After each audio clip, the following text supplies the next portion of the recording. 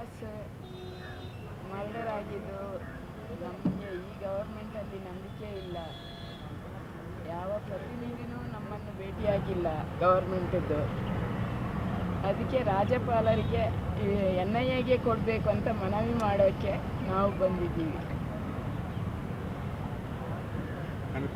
ರಾಜ್ಯಪಾಲರು ಏನಂದ್ರು? ರಾಜ್ಯಪಾಲರು ಹೇಳಿದರು, ನೋಡುವ, ನಿಮಗೆ ನ್ಯಾಯ ಸಿಗುತ್ತೆ. ನನ್ನ ಮಗ ಹಿಂದೂ ಹೋರಾಟಗಾರ, ಅವನನ್ನು ರೌಡಿ ಶೀಟರ್ ಅಂತಾರೆ. ಅವನು ರೌಡಿ ಅಲ್ಲ, ಸತ್ತೋಗಿದ್ದು ಹಿಂದೂ ಹೋರಾಟ ಮಾಡಿದ್ದಕ್ಕೇನೆ ಅವನು ಸತ್ತೋಗಿದ್ದು.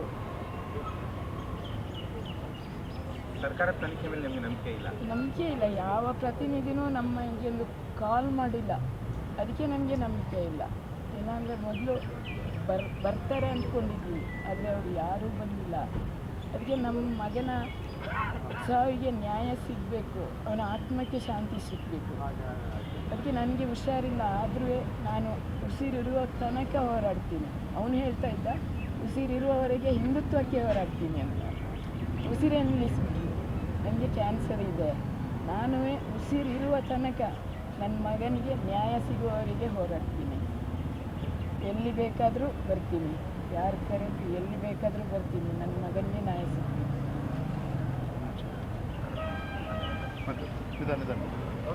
ನಾನು ಸುಹಾಸನ ಮಾವ, ನನ್ನ ಅಕ್ಕನ ಮಗ ಸುಹಾಸ. ಅಂದರೆ ನಮ್ಮ ಪರಿವಾರ ಪೂರ್ತಿ ಕಾಂಗ್ರೆಸ್ ಪರಿವಾರ. ನಮ್ಮ ಮನೆಗೆ ರಮಾನಾಥ 77ನೇ ವಿಷಯದಿಂದ ಬರ್ತಾ ಇದ್ದಾರೆ. ನಮ್ಮನೊಟ್ಟಿಗೆ ಒಡನಾಟ ಇದೆ. ಆದರೆ ಈ ಸಾರಿ ನಮ್ಮ ಮನೆಗೂ ಭೇಟಿ ಕೊಟ್ಟಿಲ್ಲ. ನಾನಂದರೆ ಅವರ ಕಳೆದ ಚುನಾವಣೆಯಲ್ಲಿ 42 ದಿವಸ ನನ್ನ ಅಂಗಡಿ ಬಿಟ್ಟು ಅವರೊಟ್ಟಿಗೆ ದುಡಿದಿದ್ದೇನೆ. ಆದರೆ ಏನೂ ಅಂತ ಗೊತ್ತಿಲ್ಲ, ನಮ್ಮನೆ ಬಂದೇ ಇಲ್ಲ. ನಮ್ಮ ಮನೆ ಪಕ್ಕ 500 ಮೀಟರ್ ದೂರದಲ್ಲಿ ಅಲ್ಲೇ ಪಕ್ಕದಲ್ಲಿ ಫಂಕ್ಷನ್ ಇತ್ತು, ಅಲ್ಲಿಗೆ ಹೋಗಿದ್ದಾರೆ. ಆದರೆ ನಮ್ಮಲ್ಲಿಗೆ ಬಂದಿಲ್ಲ. ಯಾಕೆ? ನಾವೇನು ಹೇಳುವಾಗ ಹಾಗೆ ಹೀಗೆ ಹೇಳ್ತಾರೆ. ಈಗ ಪರಮೇಶ್ವರ್ ಬಂದರು, ಏನು ಗುಂಡನ ಮನೆಯ ಆ್ಯಕ್ಚುಲಿ ಏನೇ ಇರಲಿ ನಮ್ಮ ಮನೆಯವರು ಗುಂಡಾಗಲ್ಲ, ಮನೆಗೆ ಬರ್ಬೋದಲ್ಲ. ಒಂದು ತೊಂದರೆ ಇದ್ದರೆ, ಈಗ ಮನೆಯಲ್ಲಿ ಇದು ಡೆತ್ ಆಗಿದೆ, ಒಂದು ಇದಕ್ಕಾದರೂ ಬರಬೇಕಲ್ಲ. ಅದು ಬಿಡಿ, ಒಂದು ಸರ್ಕಾರದ ತಹಸೀಲ್ದಾರ್ ಆಗಲಿ ಪೊಲೀಸರಾಗಲಿ ಯಾರೂ ಒಂದು ವಿಚಾರಣೆ ಸಹ ಮಾಡಲಿಲ್ಲ ಇಷ್ಟವರೆಗೆ. ಏನು ಅಂತ ಕೇಳಲಿಲ್ಲ. ಅದು ತಪ್ಪಲ್ಲ ಸರ್ಕಾರದ್ದು. ಸರ್ಕಾರದ ಮೇಲೆ ನಮಗೆ ನಂಬಿಕೆ ಇಲ್ಲ. ಅದಕ್ಕಾಗಿ ನಾವು ರಾಜ್ಯಪಾಲರನ್ನು ಭೇಟಿ ಮಾಡಿ NIAಗೆ ತನಿಖೆ ಕೊಡಿ ಅಂತ ನಾವು ಇದು ಮನವಿ ಮಾಡಿದ್ದೇವೆ. ಮುಂದಕ್ಕೂ ಅದರ ಬಗ್ಗೆ ನಾವು ಇದು ಮಾಡ್ತಾ ಇದ್ದೇವೆ. ರಾಜ್ಯಪಾಲರು ನಮಗೆ ಪೂರಕವಾದ ಭರವಸೆಯನ್ನು ಕೊಟ್ಟಿರುತ್ತಾರೆ. ಒಂದೇ ನಿಮಿಷ ನೀವು ಮಾತಾಡ್ತೀರಾ?